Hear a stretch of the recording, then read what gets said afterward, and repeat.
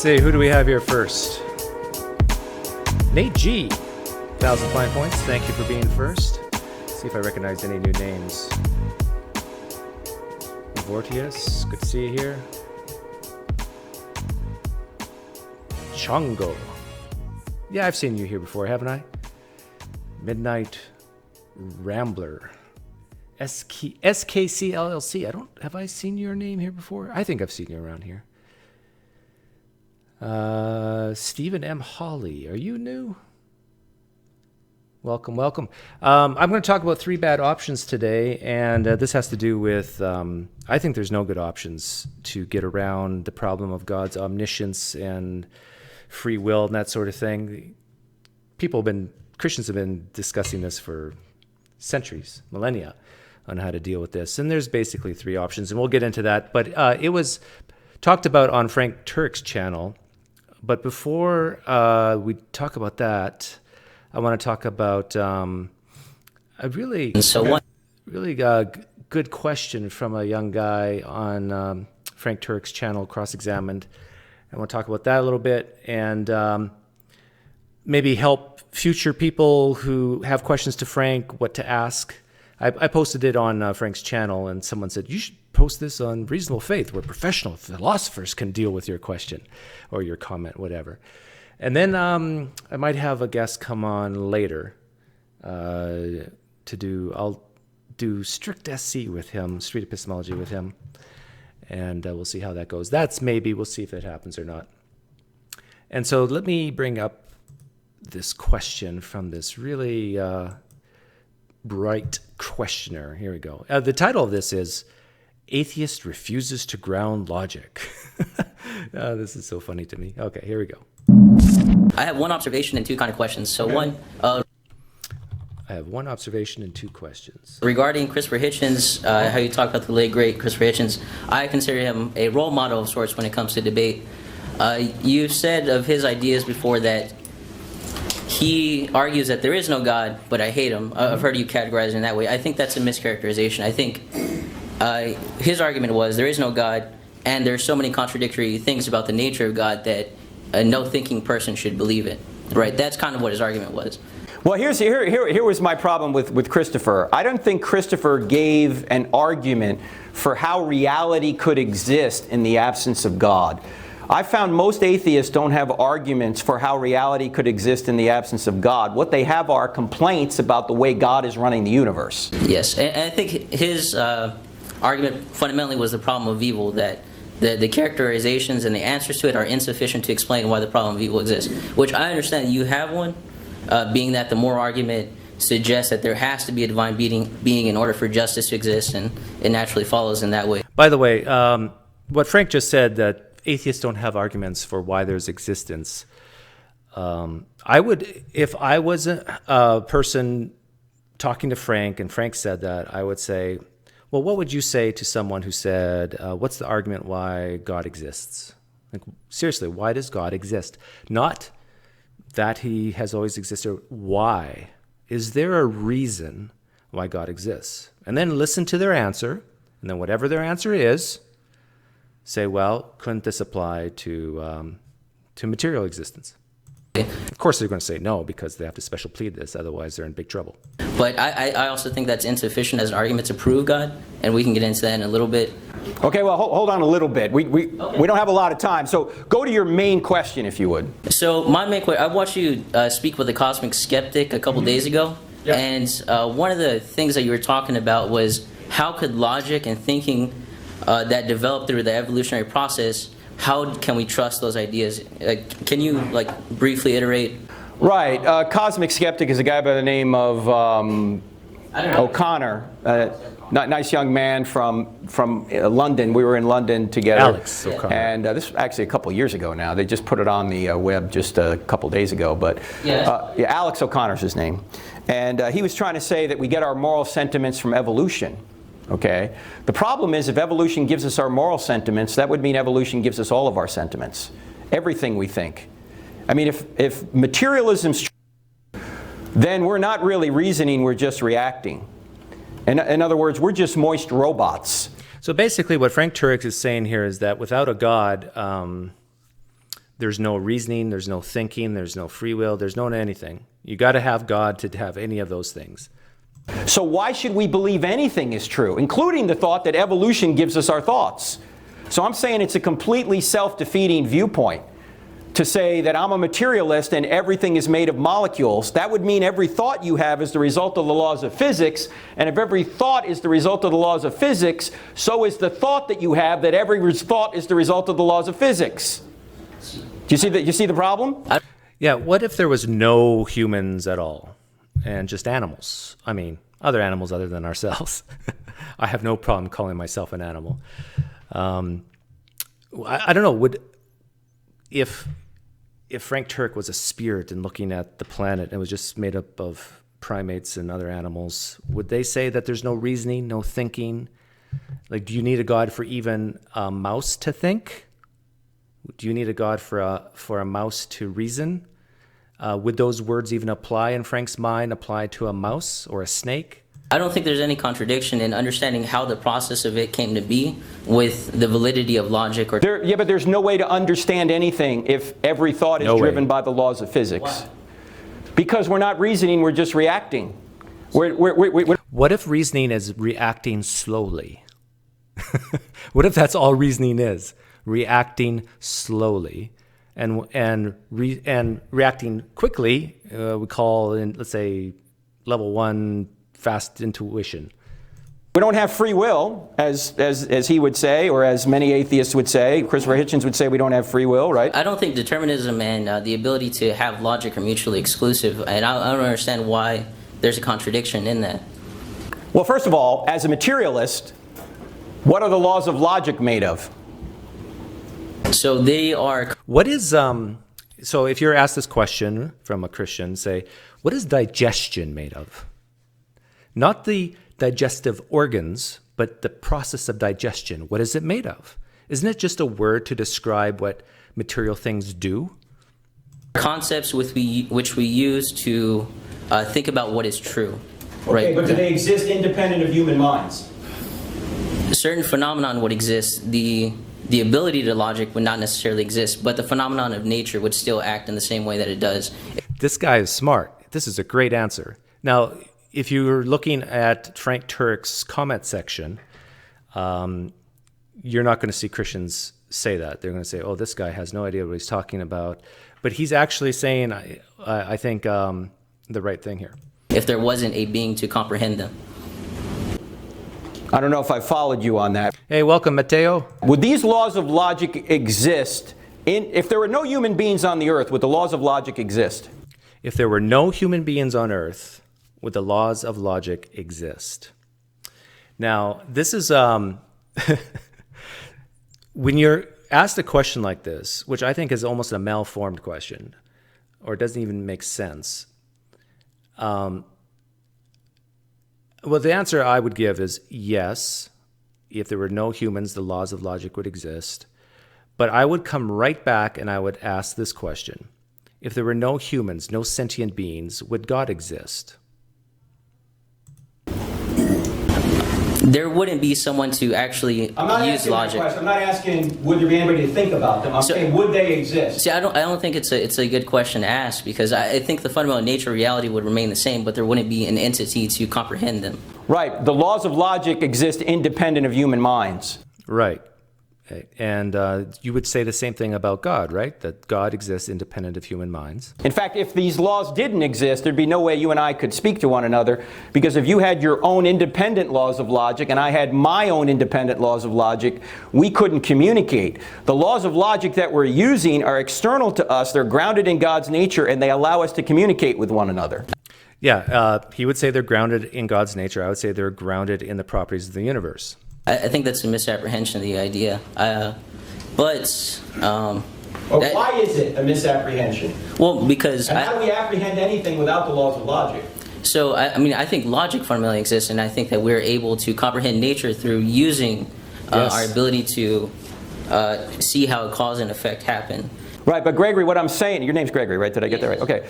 What I'm saying here is, are you a materialist? Do you think everything's just made of molecules? Probably. I'm not exactly sure. I would say... Great answer. Probably. I'm not exactly sure. Probably. Okay, if that's the case, How could you have immaterial laws of logic? How could you have justice? How could you have love? These are immaterial realities. They're words to describe reality. Things in the material world to actually comprehend them. They're concepts, like the same way the unicorn is a concept. Okay. They don't actually exist in the same meaningful way that material exists, but they are useful in certain ways. Okay, but I'm not talking about whether they're useful or not. And I'm not talking about how we know them. I'm talking about the ontological status. In other words, there's a difference between, as you know, epistemology and ontology. Epistemology is how you know something. Ontology is the study of being itself. Why do the laws of logic exist, regardless of how we know them? Why do the laws of logic exist? And this is the question I asked right back in the comment section. So Frank's question is, why do the laws of logic exist? What I would ask Frank right back is, why does God exist? Why? Why does God exist? What do you think Frank would say? And so down here, where is it?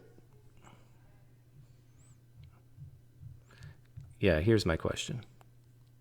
I know it's small, but I'll read it. So I timestamp it and I say, why? I repeat Frank's question. Why do they exist, logic, independent of us knowing them? And I say this is a similar question as why does God exist independent of creation knowing him? And this is my guess of how Frank Turek would answer that question. Because God just is. There is no reason why God exists. God is just God. The naturalist can answer the exact same way. Logic is a property of the universe. The universe just is. There is no reason why the universe exists. It just is. Now, of course, Christians would say, no, that's impossible. That's terrible. That does not compute. But why can't someone say that about God? Well, he's a necessary thing. He's not contingent on anything. Well, why can't someone say the universe is a necessary thing and not contingent? Well, because it's made out of matter, Doug. Well, what does something not matter, how does it bypass that problem just because it's whatever? So the naturalists can answer the same way. Logic is a property of the universe. The universe just is. There is no reason. Christians like Frank would appeal to God as a brute fact. Why does God exist? Because he just does. That's a brute fact. And just like the naturalist might appeal to the universe with its emerging properties, like the law of non-contradiction, like the other laws, as a brute fact. The law of identity, for example. How does it make sense that you can have a law of identity if you don't have something to identify?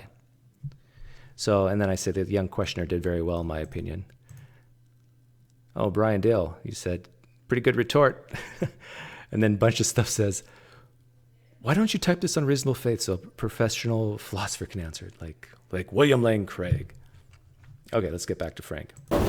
So I think there were things that we developed as we observed the objective nature of the No, I did not like my own comment. I like it, like I'm saying I like my own comment, but I didn't actually press the like button. universe, right? As we... Okay, that's epistemology. Forget epistemology. Forget how we come to know them. Why do they exist independent of us knowing them? Before there were any human beings on the earth, they existed, correct? The nature of the world existed. So... It just is. They required things that have the ability to think, to use logic. And I think logic is a tool. I don't know if Let me just give me one more minute, okay? Forget about how we know them. That's not how we come to know them. My question is, why do these things exist independent of whether or not we know them? Yeah, so just whenever you're asked a question like that, the only way I think a guy like Frank can understand how maybe stupid his question is just flip it right back on him. Why does God exist? And then whatever answer he gives, you just give that answer for the laws of logic, which as soon as you put the word law in front of logic, you're almost assuming a sentient being. Hey, thank you, Goni Go.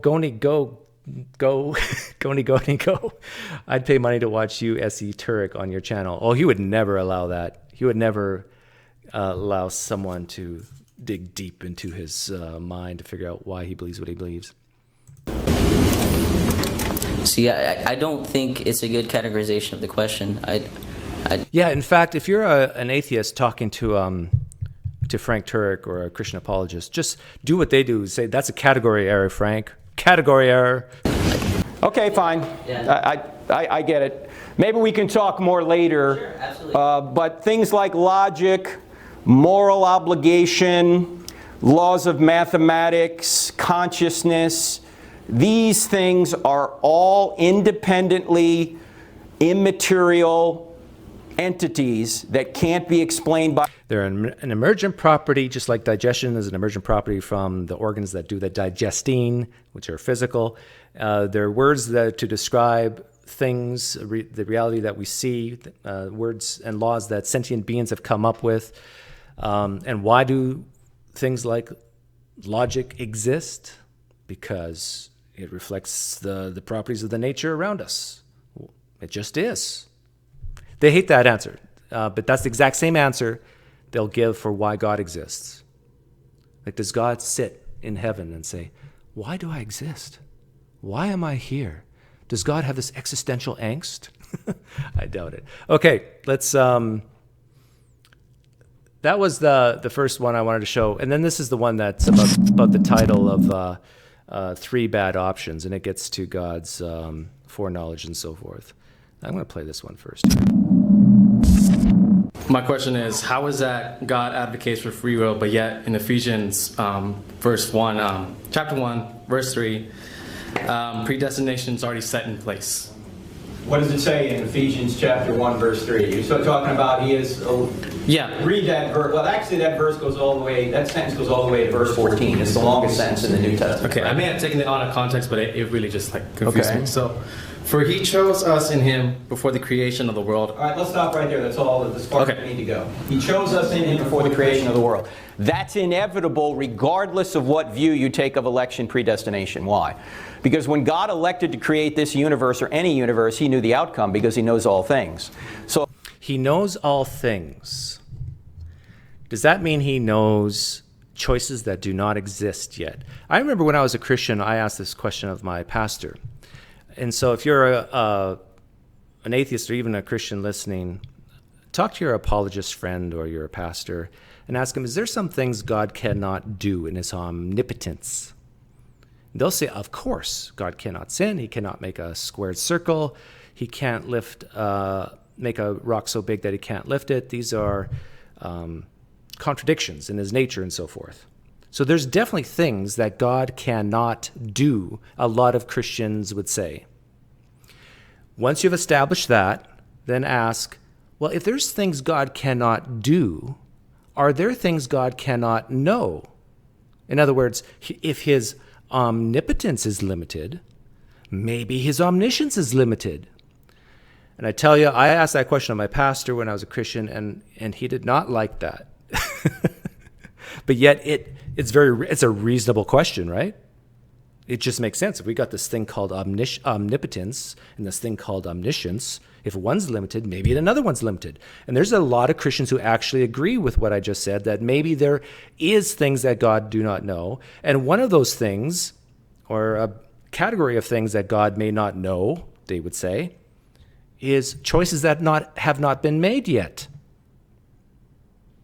So for a guy like Frank to say that, and I think he is about to say it if he hasn't already, that God will know what people will choose, even before they're born. How can God know something that is non-existent? Well, Doug, he's outside of time. This is what the common retort is. Where is that in the Bible, that God's outside of time? Does it really say that God's outside of time? Now, a lot of Christians are going to say, yes, it does say that, Doug. Are you sure? It says that God knows all things from eternity past. I think there's verses that talk about that. But does it say that God's actually outside of this sequential time business? There's a lot of Christians who are agreeing with me now, and they're called open theists. They're going to say, no, Doug's right. There's no verses that talk about God being outside of time and can see everything in just one shot. But everybody other than the open theists would disagree with that. Of course, when God creates a universe, he knows the outcome. And he's going to elect some to be saved and some not to be saved, but he's not electing them against their free will. I'm freely believing, and say Richard Dawkins is freely disbelieving, even though God knew it was going to happen. So when an apologist or pastor says this, by the way, this is something that Christians fight amongst each other about. What came first, God's knowledge of a choice or the choice? That's one question you can ask. They're going to have to say God's knowledge, I think. But if God's knowledge is dependent on a mere mortal, what kind of omniscience is that? That God can't really know something without this little schmuck of a human deciding something first.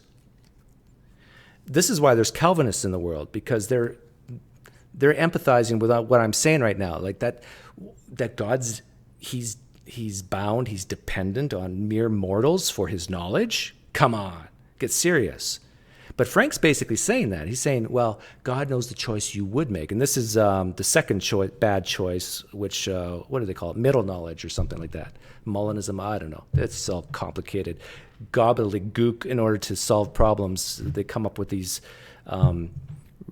different theologies, philosophies to try to solve a problem. And the problem is that if God knows something, if the future is set, like if God is indeed outside of time and the future can be held in God's hand and he can see everything from the start to the finish, he sees it all, and he can just look at it like you look at a ball.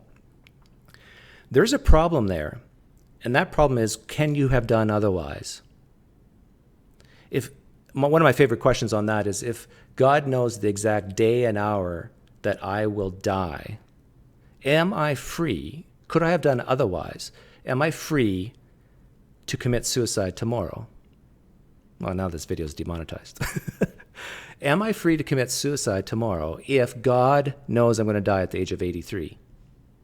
Well, Doug, he would have known you would have committed suicide tomorrow, so then he wouldn't have known that you would have died at age 83. Okay, let's say God knows that I am freely going to commit suicide tomorrow. Do I have the free will to change my mind and not commit suicide tomorrow? This is the problem. God's knowledge now becomes like a servant. God becomes a servant to me, just to my choices. What's Doug going to do? Is he going to do X or is he going to do Y? Let's wait and see. Well, God can't do that because he's outside of time. He can't wait and see. He apparently already sees it. But if he already sees it, then whatever he sees is going to happen. I don't see any way around this if you're taking Frank's position here, which I think is the middle knowledge position. Even if you say the if-then statements, I still think you're bound to say that whatever God knows about the future as a set object will have to happen. Now, a lot of Calvinists will say that this is, it's still free because it's not coerced. But this is the Sunday school junior high version of free will. The real definition of free will is looking at a choice in retrospect and asking, could this have occurred otherwise, in a different way? It has nothing to do with coercion or forcing people to do stuff. The real question, the real meaty free will definition is, could you have done otherwise? And if the answer is no, was it really a choice between two things? Or was it just an illusion of a choice between two things? And so one option that people get around this is to say, God didn't know what Doug would choose.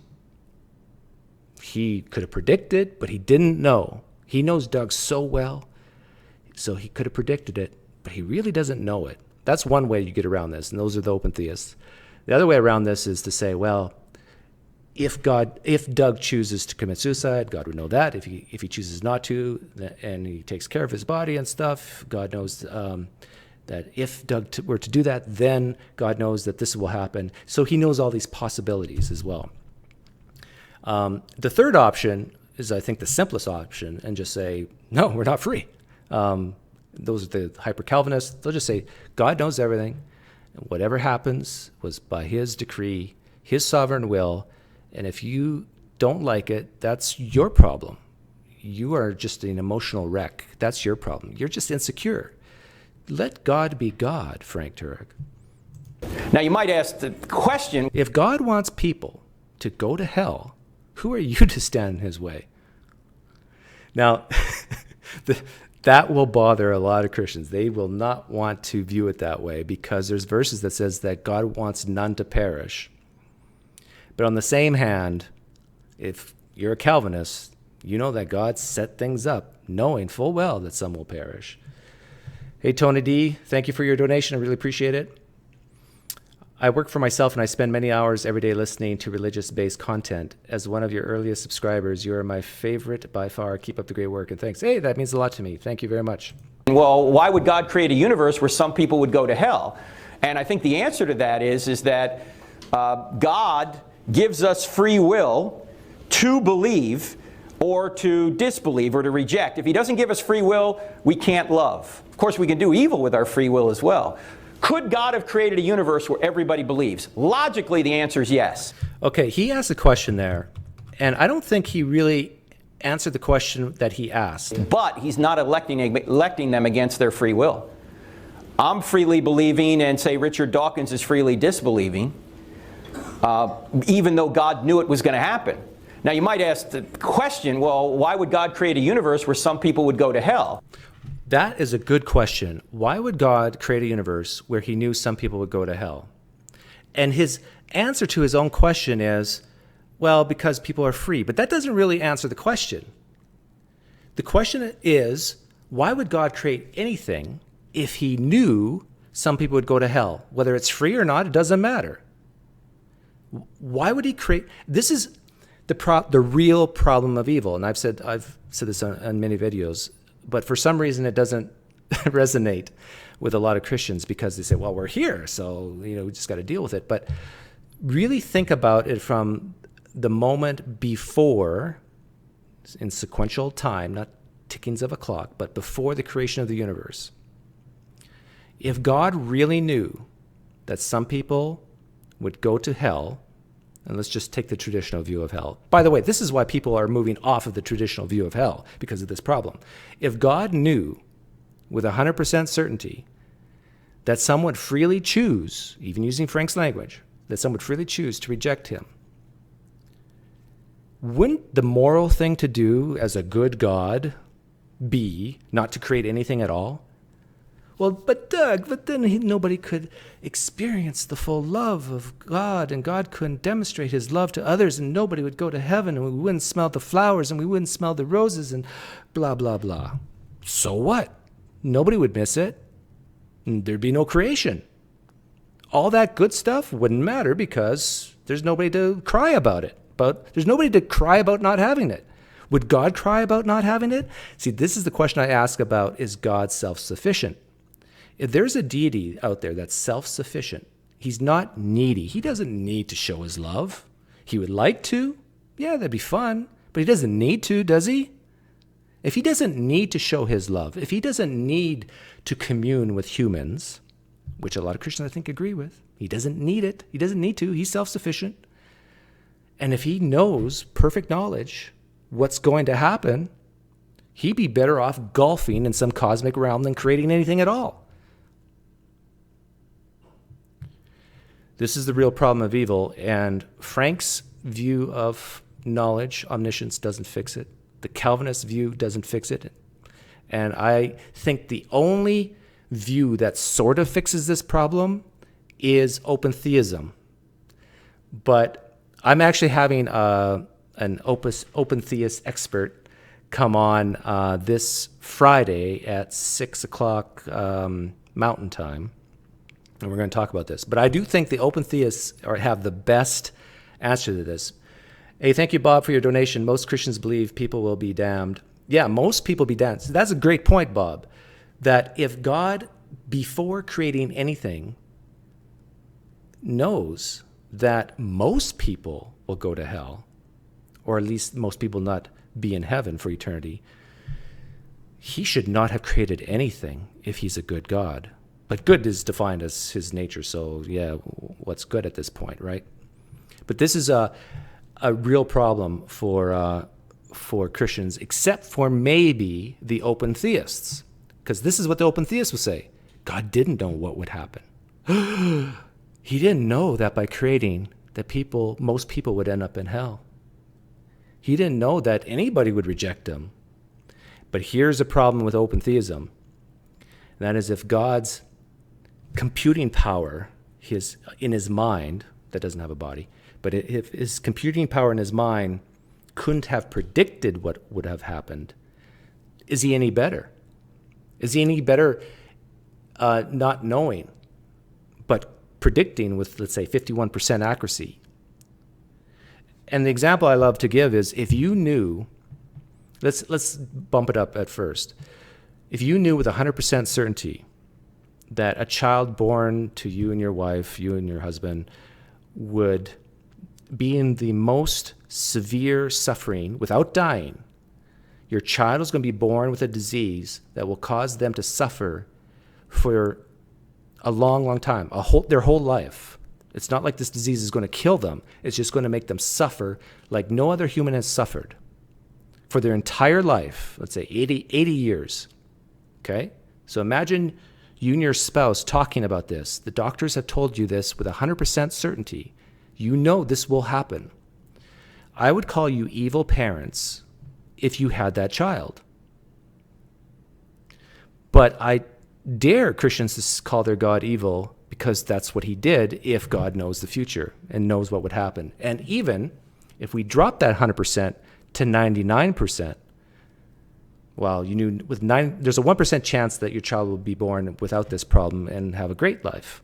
Would you still have that child? Of course not. How low would you have to go on the percentage of prediction to say, no, we're not going to have that child? Me personally, I don't know. It would have to be below 1%. Like, why take that risk? And if you have the traditional view of hell, that is a good analogy. Someone suffering for eternity. This is why a lot of Christians have abandoned the traditional view of hell, because they realize what I'm saying is right and true.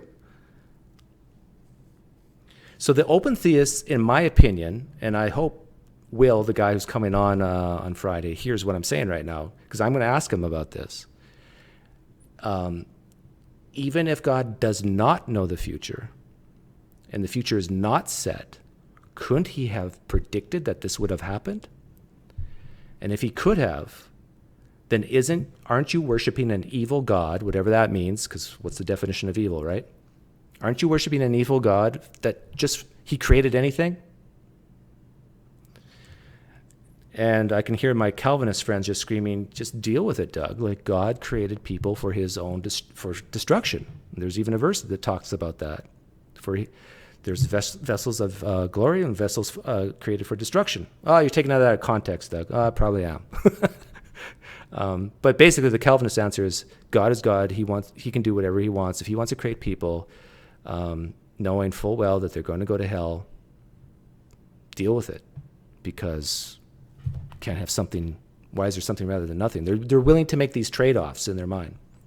And I think the answer to that is that God gives us free will to believe or to disbelieve or to reject. If he doesn't give us free will, we can't love. Of course, we can do evil with our free will as well. If he doesn't give us free will, we can't love. Can you love God in heaven, Frank? By the way, I was on Shannon Q's channel last night, and Inspiring Philosophy was on, and Inspiring Philosophy made the comment that the doors to hell are locked from the inside. In my opinion, Inspired Philosophy has a really bizarre view of the afterlife. Let's put it this way. It's not traditional. He doesn't believe in the traditional view of hell, eternal conscious torment or anything like that. But he made this comment. He basically takes the C.S. Lewis approach, and he says that hell is people freely choosing to be there, to be in hell, and that the doors are locked on the inside. And if a person wants to unlock that door, they can. So Inspired Philosophy was hinting, he was more than hinting, he was saying that you can go to heaven after you die as a non-Christian. You hear what I'm saying? You're a non-Christian, you die, you go to hell. The door's locked on the inside in hell. You can unlock it and get out of hell and go to heaven after you're dead. Now, Inspiring Philosophy, if you ever hear this, and if you think I'm misrepresenting me, let me know. But Me and a lot of people heard you say this yesterday. And so I asked Inspiring Philosophy the question, are the doors to heaven locked in the inside? Can someone be a Christian, die, go to heaven, and unlock the door to heaven and go to hell? His answer was yes, because that's what Satan did. Satan communed before Satan fell. He was an angel. He communed with God, basically like heaven, saw God in his glory. And the angel unlocked that door and fell, rebelled. That boggled my mind, what Inspiring Philosophy said, because what he's basically saying is, he's saying, you know that parable of Lazarus and the rich man in the Gospel of Luke? Poof, let's get away with that. That's just a parable. There's no set division between heaven and hell. People can go back and forth between heaven and hell. People can go back and forth between heaven and hell because they control the doors. I think a lot of Christians have a big problem with Inspiring Philosophy's theology there. And I bet you Inspiring Philosophy admits this. Yeah, a lot of Christians wouldn't agree with me here. Could God have created a universe where everybody believes? Logically, the answer is yes. But practically, probably the answer is no. Why? Because God can't do what is logically impossible. What's that? He can't force free creatures to love Him. All He can do is create free creatures and allow them, if they're truly free, to make a decision. So allowing free creatures to make a decision, this is why there's Calvinists. Because you realize you're putting your eternal destiny. Frank is putting the eternal destiny of humans in the hands of humans. Where heaven and hell, that power of destination is in the hands of humans. Now, a lot of Christians say, yeah, Doug, what's the problem with that? Well, here's the problem with that. Doesn't that weaken grace? Doesn't that put the ball in the hands of humans in determining who goes to heaven and who goes to hell rather than God? It's like, and the best that they can do to reconcile that is say, well, there's some synergies. There's like, God did his part with sending his son to die on the cross, but there's the human part, and they have to work together. Like, people still have to freely choose to accept the gift, and they have to work together in a synergistic way in order to make it work. But still, doesn't that weaken the concept of grace? Because God could do all he can do, provide that sacrifice. But it's still up to humans to accept it. The reason, if Frank's theology is correct, the reason why Frank is going to heaven and the reason why I'm going to hell is because of what Frank did and because of what I didn't do. We have the power, not God. Frank has the power and I have the power. Because Frank did something, he accepted the gift. Doug did something, he rejected it. Where's the grace in that? There's Calvinists listening to me right now and they're applauding. This stupid atheist knows what he's talking about Calvinism. So it seems like God could not practically create a universe where everyone would believe. That some people are going to fall away. Some people are going to go their own way. Some people are not going to want him. And I think that's the situation we find here. Some people do want him. Other people don't want him. So God is under no obligation not to create, because some people he chooses to create freely go their own way. Yeah, God is under no obligation to not create. This, Frank sounds a little bit Calvinistic here. I don't think he's a Calvinist, but he's basically saying, hey, if God is God. If he's under no obligation to say, no, I'm not going to create anything. No, because some people will freely reject me. I know people will freely reject me, but that's not going to stop me. I know people are going to spend, most people, according to some Christians' view, no, it's most Christians' view, most people are going to be in hell and separated from me in the afterlife, but I'm under no obligation to say, you know what, maybe I shouldn't create anything at all. So I think God does elect us, but he doesn't do it against our free will. We're still, as my co-author Dr. Norman Geisler said in one of his books, the title of the book is Chosen but Free. Yeah, chosen but free. Embrace the paradox. Embrace that paradox. God chose us. God elected us, but we still chose him. Like, that's like such a fine line of that synergy. But guys like Frank Turek, they have to believe this, I think, because if they don't, I think they're not prepared to be Calvinists. I think a lot of people like Frank find Calvinism repulsive because it really makes God look like a schmuck. And the Calvinists understand that, but they just say, you guys are weak-kneed, granola-crunching, sandal-wearing, tree-hugging liberal Christians if you can't handle what God has decreed to do. Just deal with it. And they would say guys like Frank just can't deal with it. They're just too psychologically weak or something. We're chosen, but we're still free. Okay. Nathan, do you still want to come on? There's one more video. Let me see if I can find it.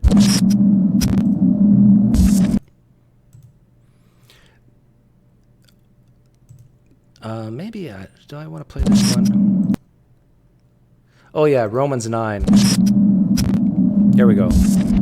So I understood your answer on how can God desire everyone to be saved, yet like not everyone is. I get that, but I'm just wondering how you kind of reconcile that with Romans 9 when Paul's discussing like Jacob and Esau, and he says like though they were not yet born, had done nothing, either good or bad, in order that God's purpose of election might continue, not because of works, but because of him who calls. She was told, the older will serve the younger, as is written, Jacob I have loved, but Esau. Okay, what is that a quotation from? From Micah, right? Or? No, that's a quotation from Malachi. That's not a quotation from Genesis.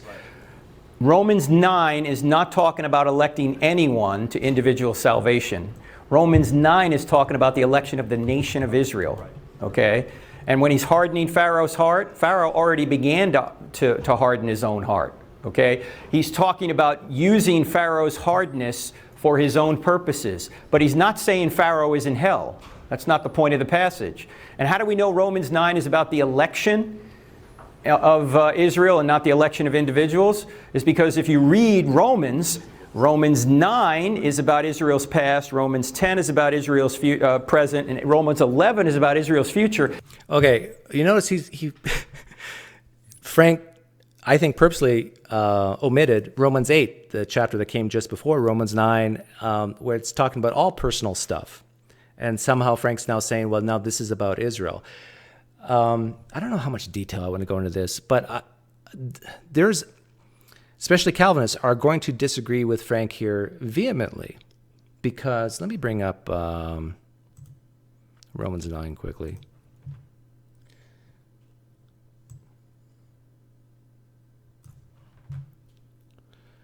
So this is Romans 9, verse 6, but it's not as though the word of God had failed, for not all who are descended from Israel belong to Israel, but not all are children of Abraham because they are his descendants. How is this about the nation of Israel when it says, for not all who are descended from Israel belong to Israel? Who's the all here? If Frank's right, he's saying it's the nation of Israel. For not all of the nation of Israel who are descended from the nation of Israel belong to the nation of Israel.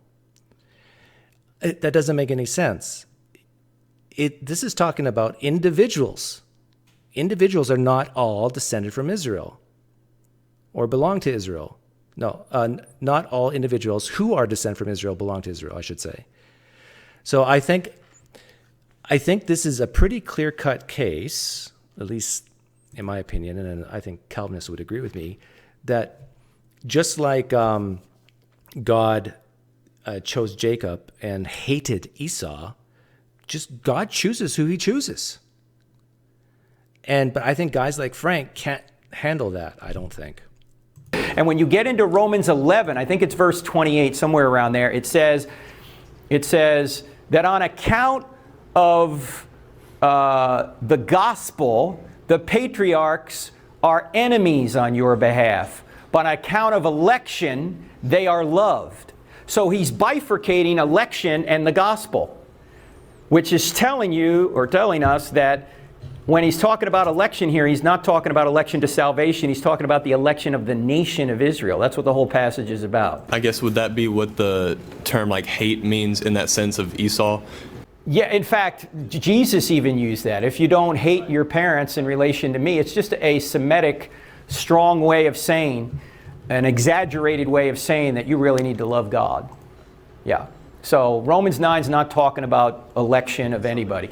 Ephesians 1 is, but as I said before, when God elects to... So Frank admits here, Ephesians 1's about the election of God, but of course the election is dependent. God's election is subservient to the choices of the gift, free gift of salvation, that people have to choose it first. I tell you, doesn't that weaken your view of God, Frank Turek? That God is submitting to human free will in that way when it comes to eternal destiny. Okay, Nathan wants to come on and he agreed that I could do street epistemology on him. I'm going to do it on him. So go in that room. If you're someone other than him, I will boot you. And let me...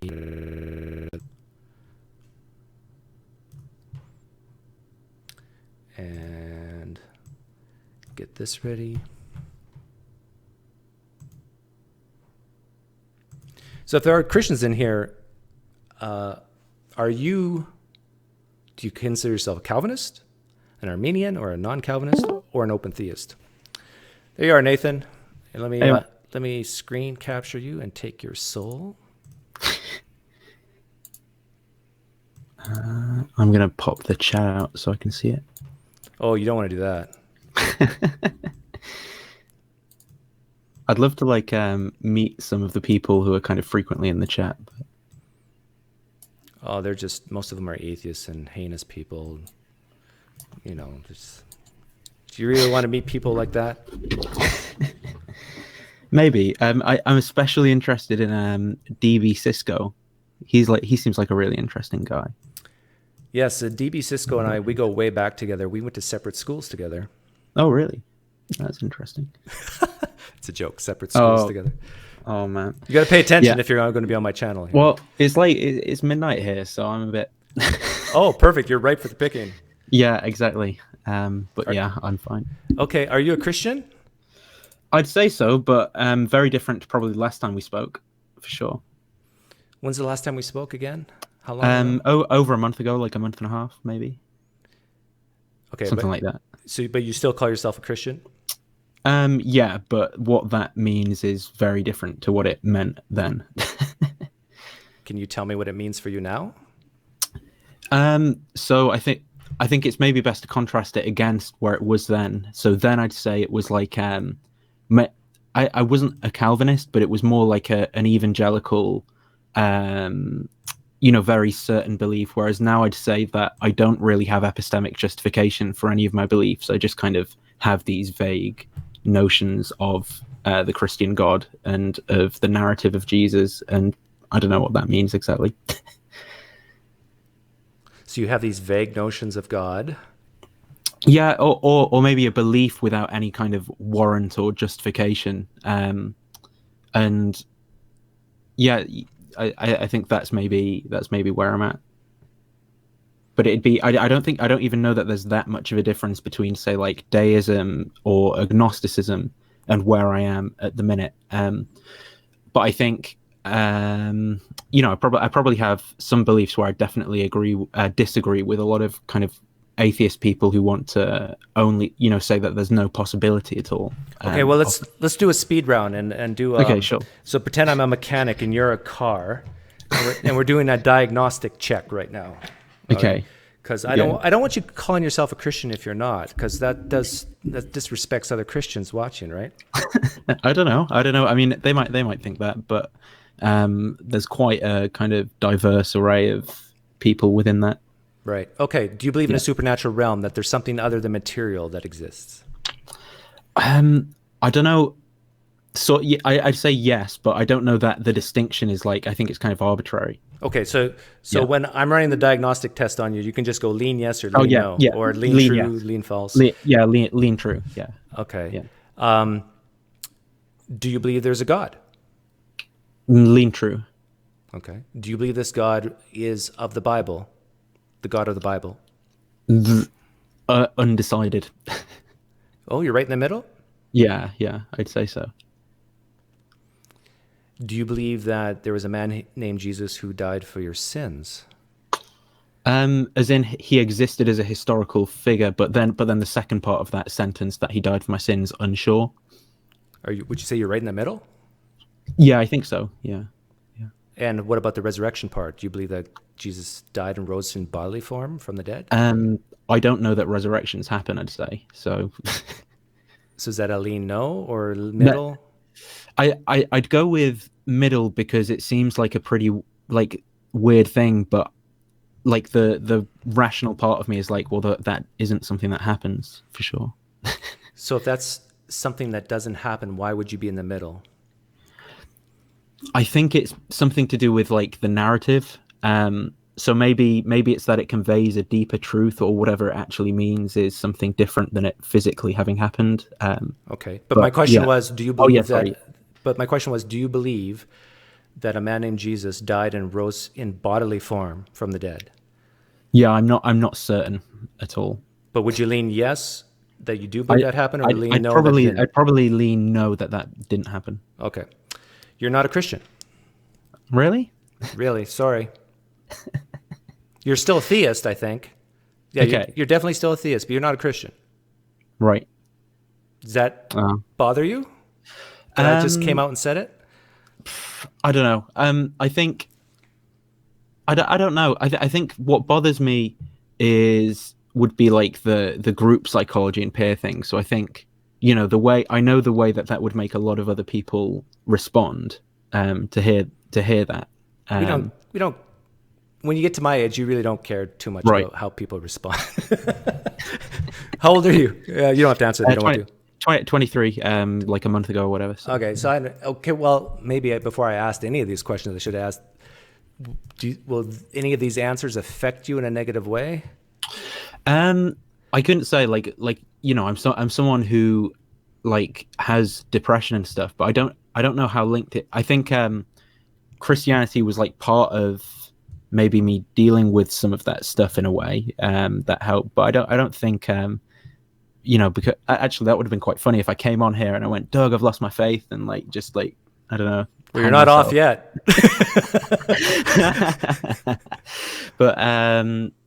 but yeah, I think I don't know that it'll affect me negatively unless a very particular view of the Christian God exists, where I've got eternal conscious torment for not believing the right proposition. So okay, I'm going to do something that maybe atheists in here are not going to like. I'm going to try to lead you back to Christ. Okay, and that's interesting. And if there's anything that doesn't resonate with you, and if you want to push back against me, go ahead, push back. Right. Okay. Sure. So I'm serious. I'm going to try to bring you back to Christ. Okay, that's really interesting. Okay. So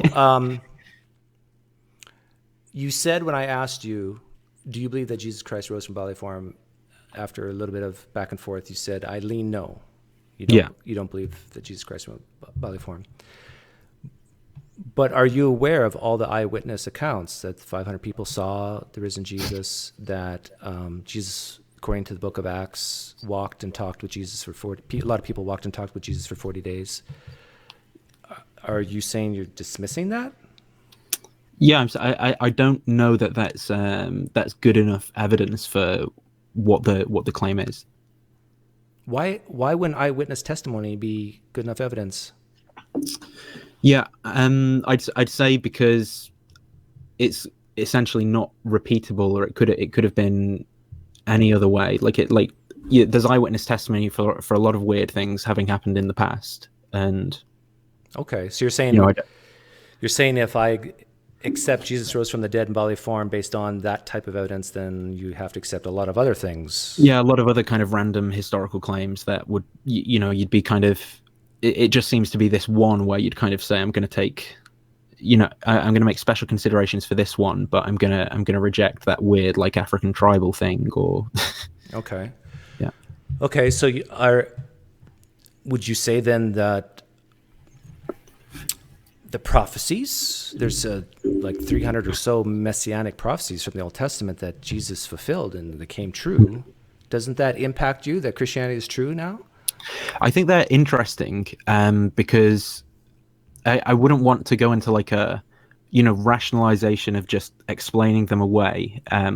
But coming at them with an open mind, I think that you can look at, say, a lot of the New Testament and see that some of the kind of weirder bits were people who were very familiar with the Old Testament, possibly kind of writing in things to make sense of. It's like I'm looking in the mirror. That's exactly what I would say. But sorry, I'm trying to lead you back to Christ. So okay, I got to be serious here. Okay, so you're saying that a lot of the prophecies could have just been penned in after the fact.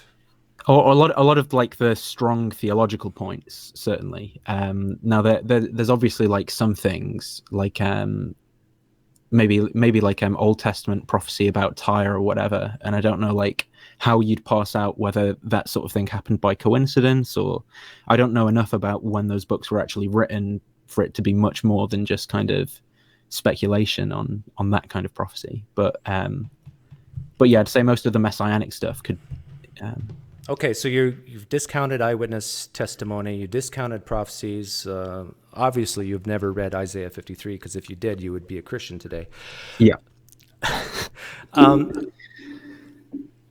What about the thousands upon, millions of personal testimonies of people experiencing Jesus today, seeing miracles in the name of Jesus? If just one of those is true, wouldn't you be more likely to believe that Christianity is true?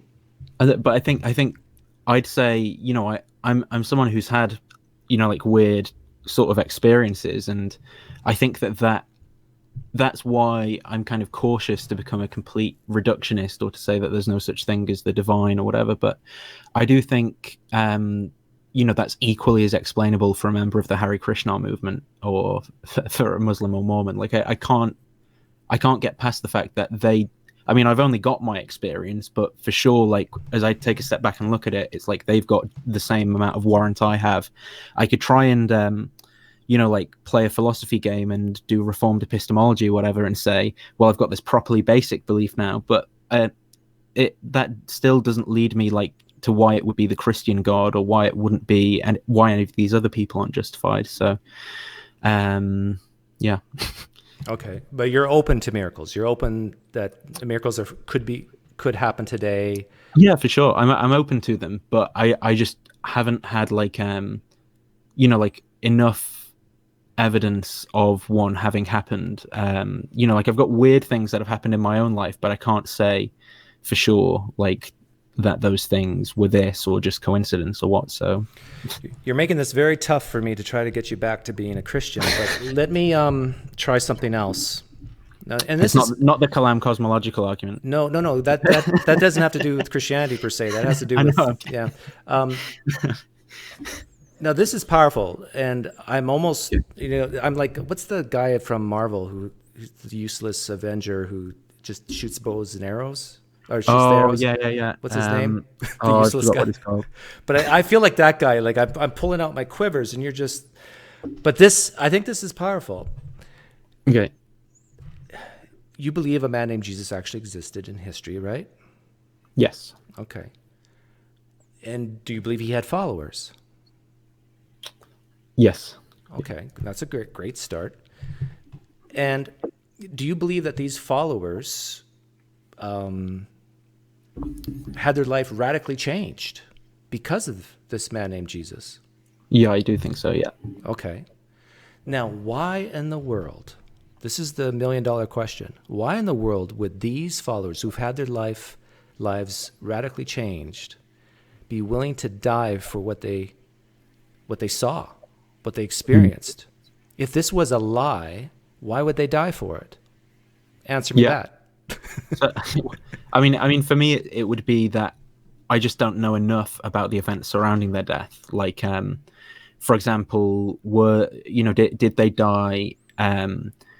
Being told recant or die, and then they're going, no, this is how it happened or whatever.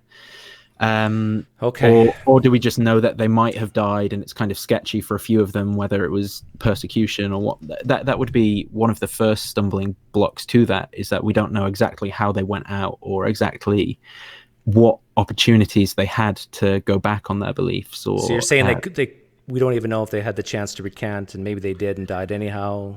Yeah, I mean that's entirely possible. And I mean, even if it were the case that they did die, kind of professing what modern Christians today would say the gospel message is, then that still isn't necessarily an indication that it was accurate. They could have just made, or they could have been deluded or something like that. It's still not 100% kind of verifiable. So okay, I'm down to my last quiver, my last arrow. You've rejected, you've dismissed eyewitness testimony. Of course, I disagree with you. I'm playing the part of a Christian. You've dismissed eyewitness testimony. You've dismissed prophecy.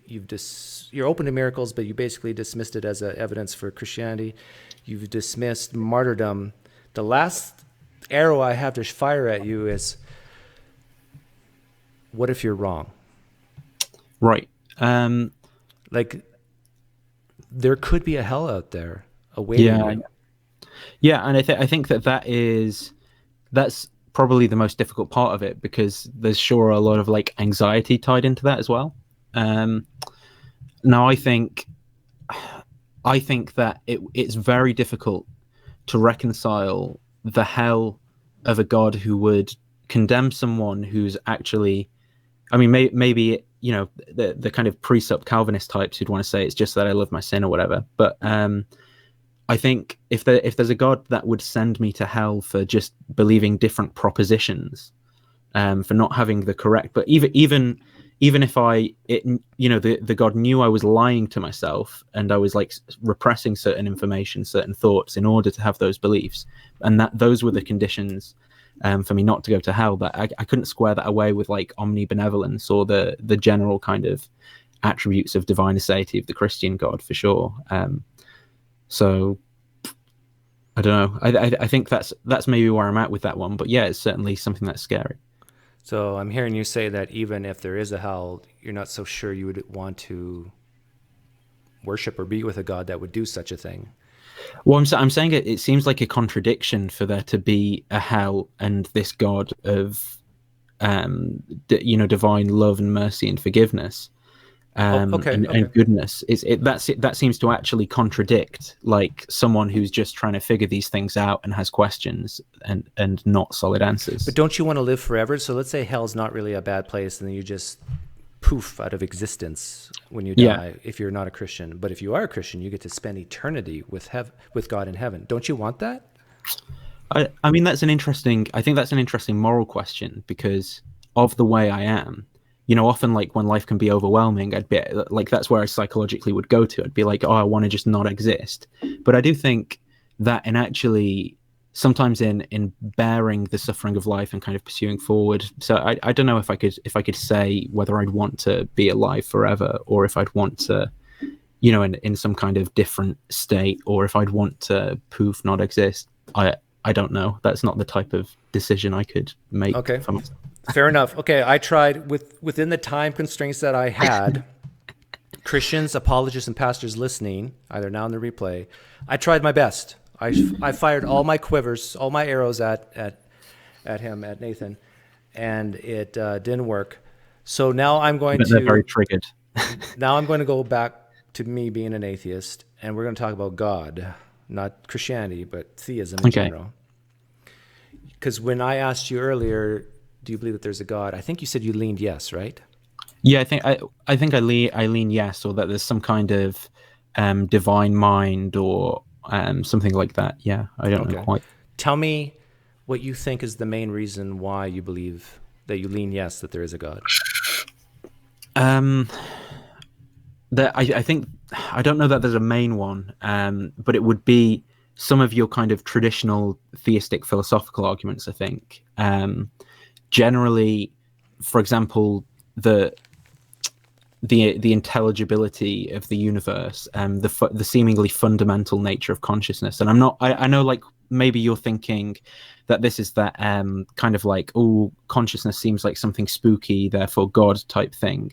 And I don't mean it like that. I mean, like, it seems to be the case that for laws of nature to be set in the way that they are, that they'd be nested in something immaterial to exist before. And this isn't my opinion. This is Alexander Vilenkin in what paper was it? Something like Genesis of a Pythagorean Universe. So he talks about, you know, for laws of nature to be set, it seems like there must be something more fundamental, like mind, or idealism has some pretty convincing philosophical arguments. So I'm hearing a few things here. Yeah, sure.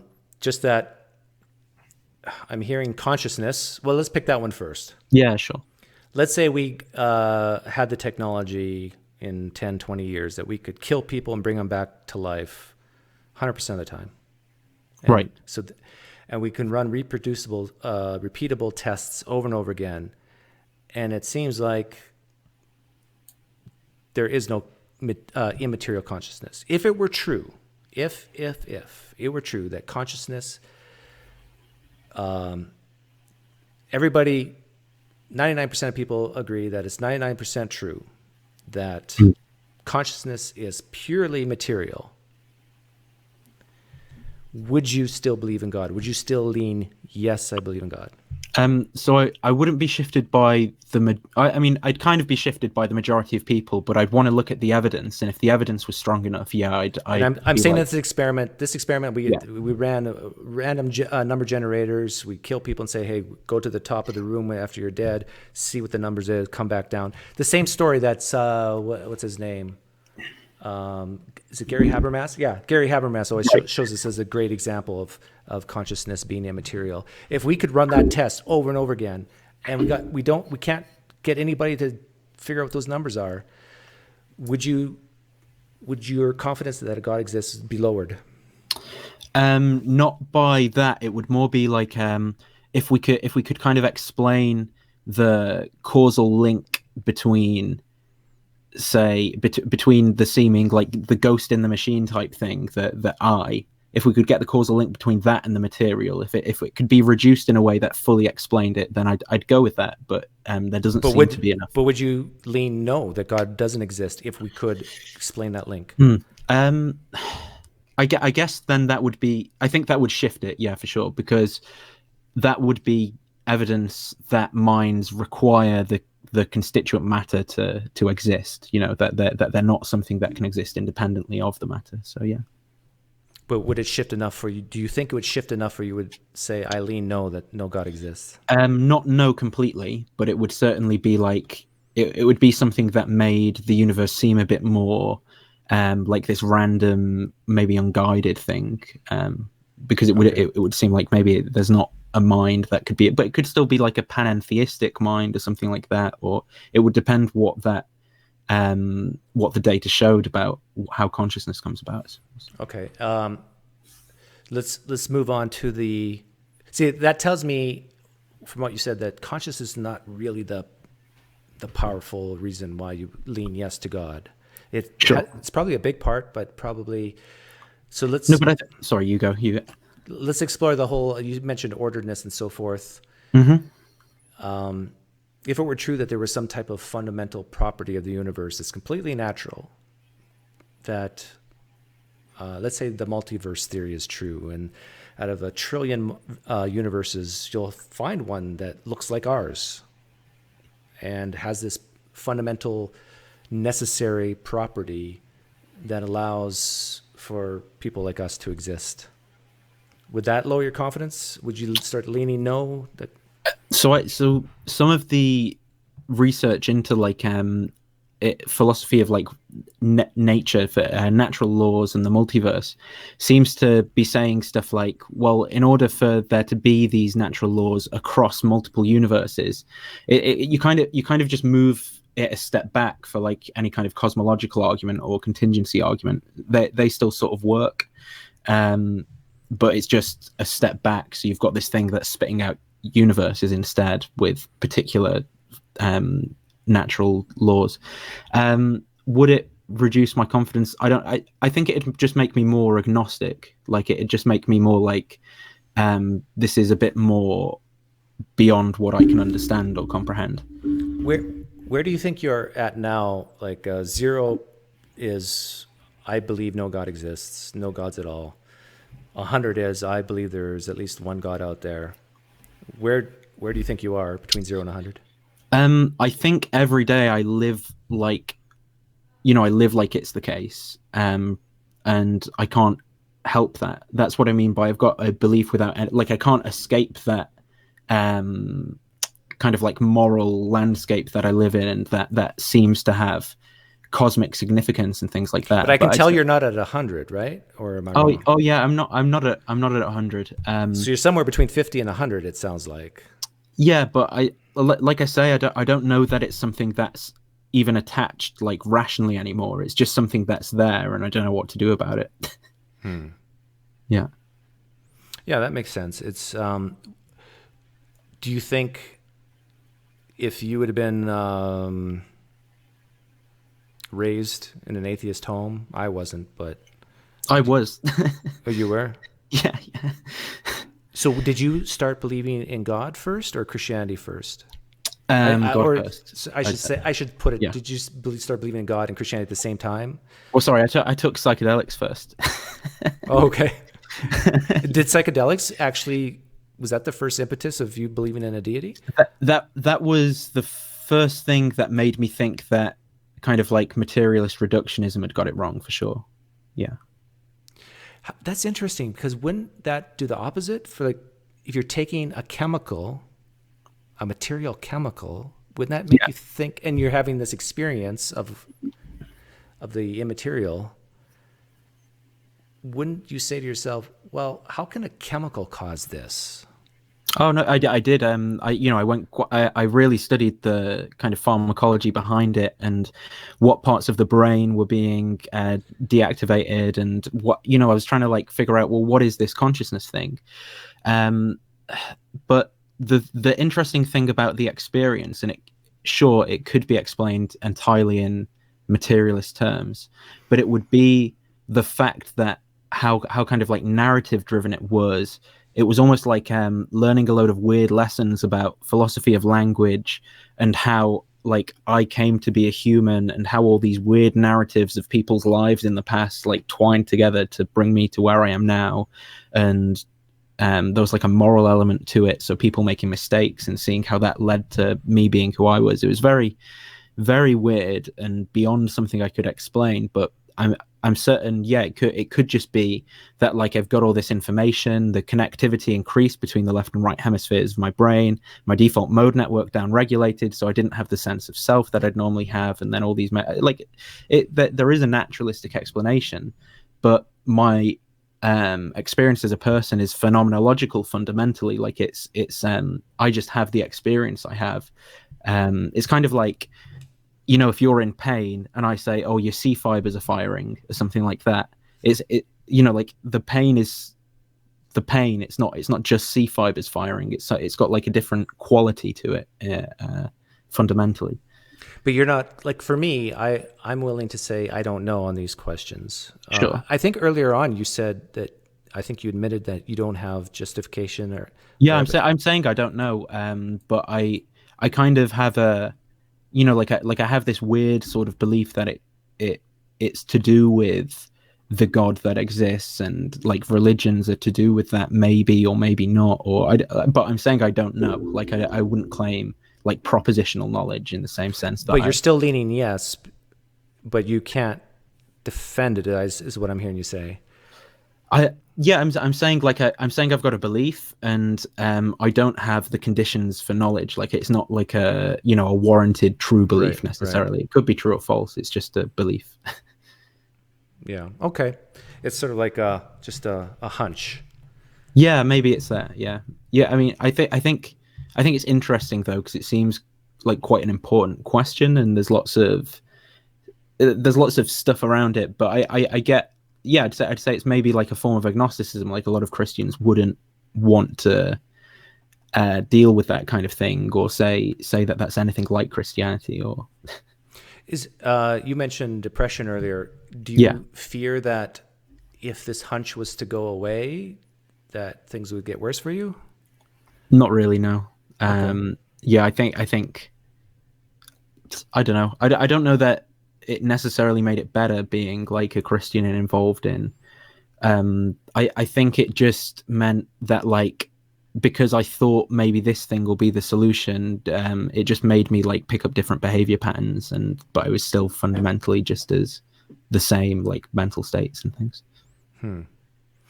Yeah, like for me, even if I had this hunch, I would still be like, if we can't figure out, if you have a hunch on the ontology, if you can't figure out the nature of this deity, what he wants for you, if he even wants anything, I guess what does it matter? Oh, well, this is the one. I think this is what makes it very difficult for it to be, say, the Christian God. Then is because Christianity seems to be saying, well, we have this personal being who wants to make things clear in a specific way. But my view is very much that it's more convoluted than that, and not like that. And maybe personal, but it seems more impersonal than like a Jesus saying, here's exactly what you do and think. I don't know. But the God that you have a hunch for, or the supernatural realm that you have a hunch for now, do you have the position that it is a personal God, or it does want interacts with you? I don't know. Would be, like I'd say, I think, like for example, things like morality or beauty seem to make more sense in the context of some form of personal, omnipotent creator being.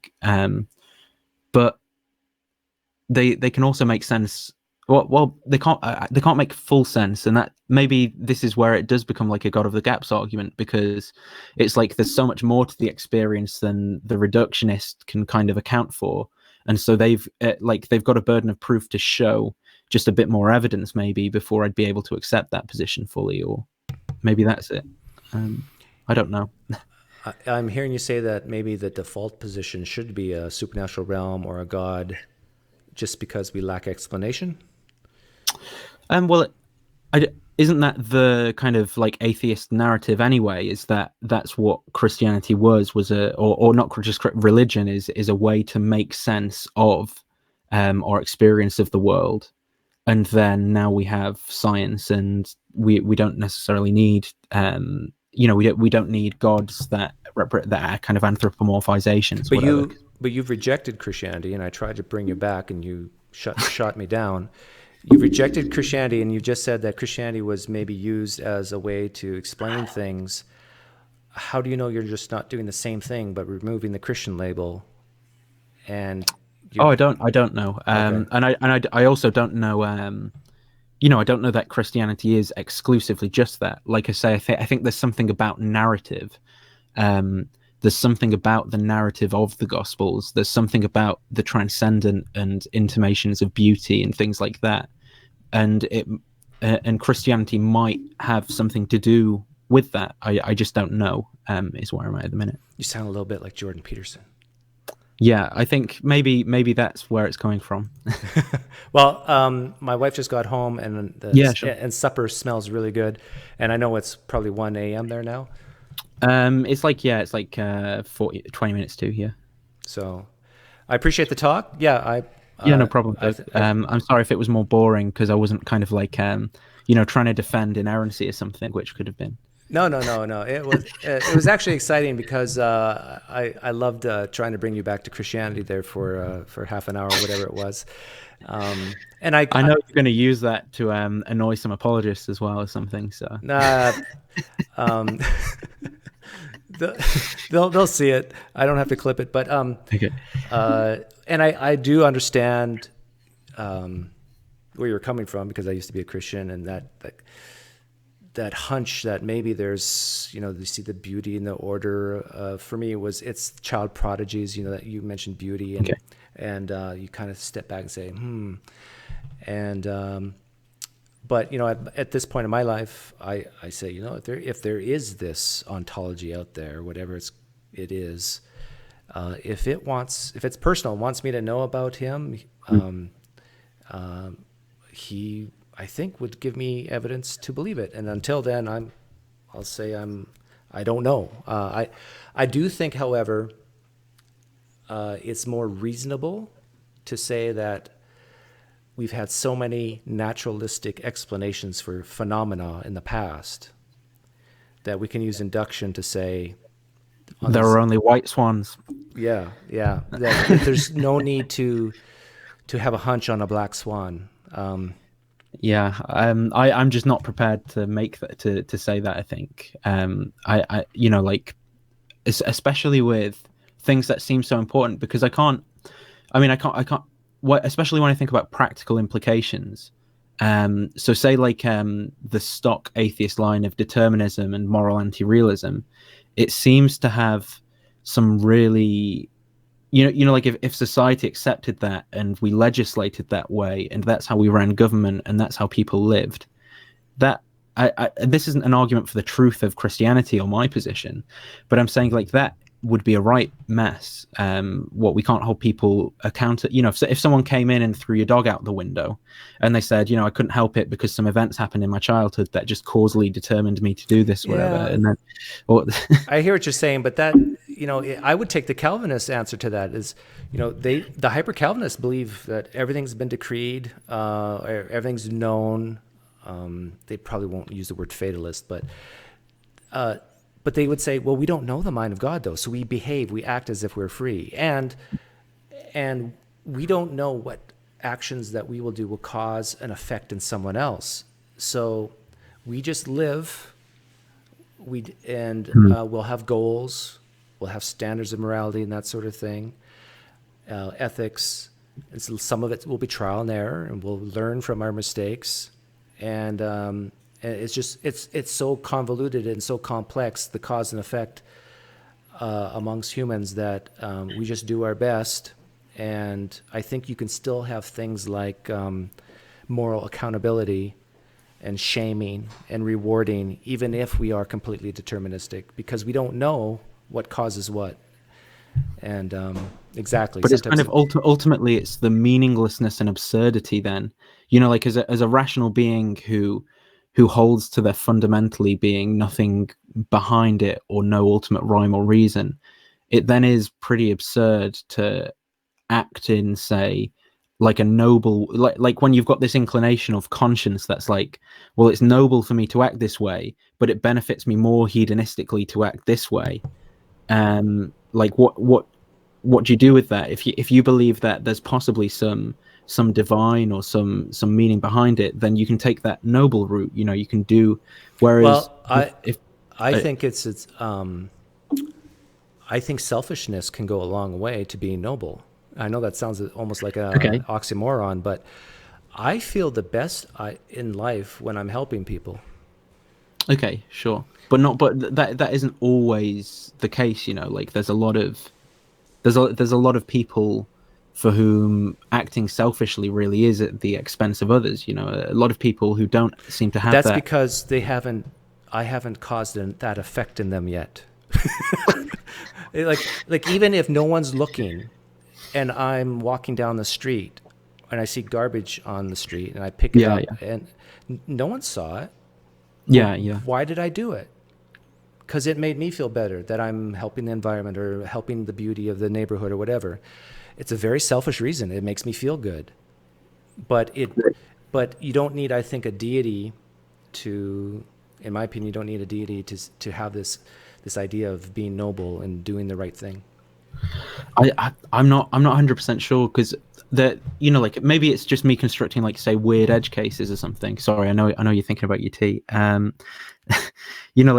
Weird edge cases, so that war kind of scenarios and examples of self-sacrifice, people with say older parents and they don't want to look after and they go and do it anyway kind of thing, or even on against the utilitarianism examples, that there's those weird cases of families of 5 where they lock up one of the kids, and the four of them get way more pleasure from like torturing this one kid, but it's clearly morally wrong, like just on the surface of it. And I think in some of those situations we can say there's like a noble narrative of suffering and dying to self, and that seems to be ultimately instantiated in like the story of Christ and how that's changed the West, and how but you'll see this in the animal kingdom of higher primates, and yeah, and so I think evolution can explain that. I'm just not sure it can yet. Maybe it will be able to in future. Like, for example, like imagine you're at a cafe, an outdoor cafe, and you're sitting having tea, and a woman with a baby is in the table next to you in a high chair, and the baby falls out of the high chair, and you see this happen. There's no time to cognitively think what's the right thing to do in this situation. Before your brain even thinks, you will, and I think this is the case for most humans, you will instinctively put your hand out to catch that baby.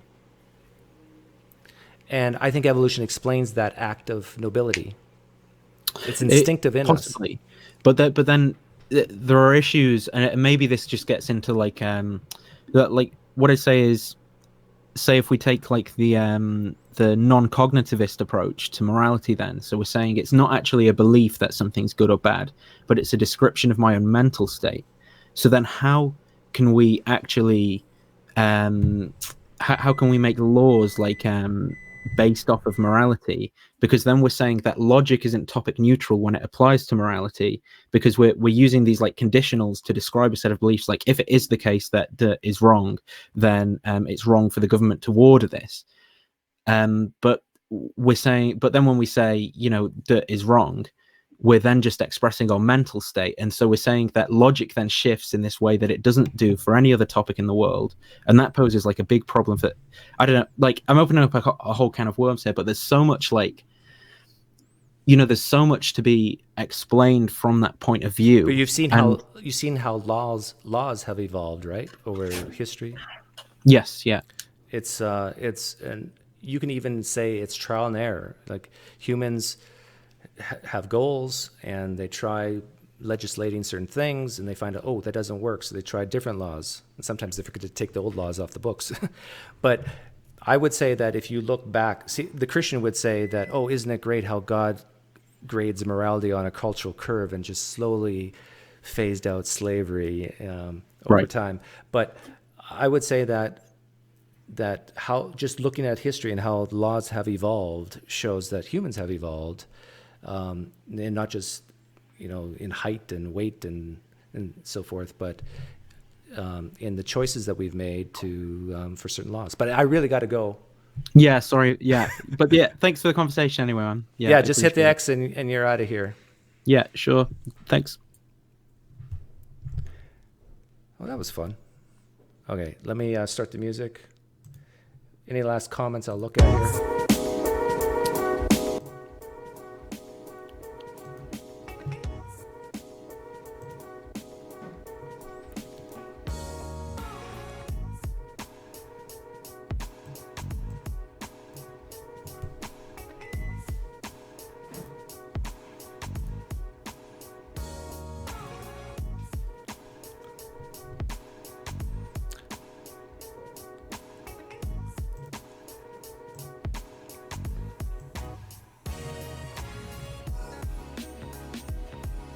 Yeah, I had fun trying to lead Nathan back to Christ.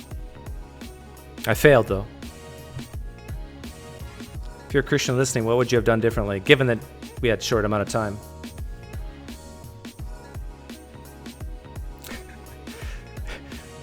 Thousand Pine points to Kilo Doggy 1. Music's okay, but needs more cowbell. I know what you're referencing there.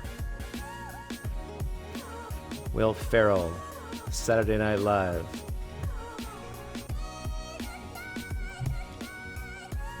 I feel like Nathan has seen what can't be unseen with religion.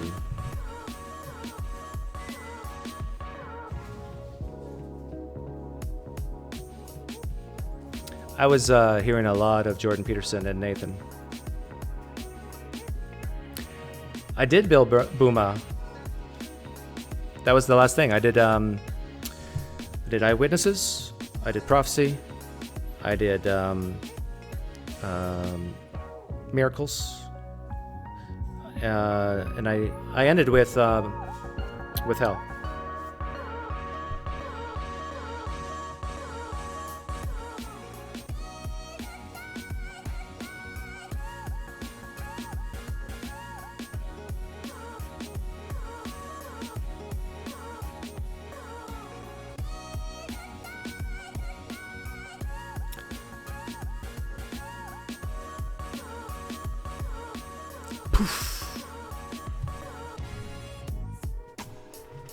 Thanks for hanging out, guys. If I missed any donations, please forgive me, but thank you.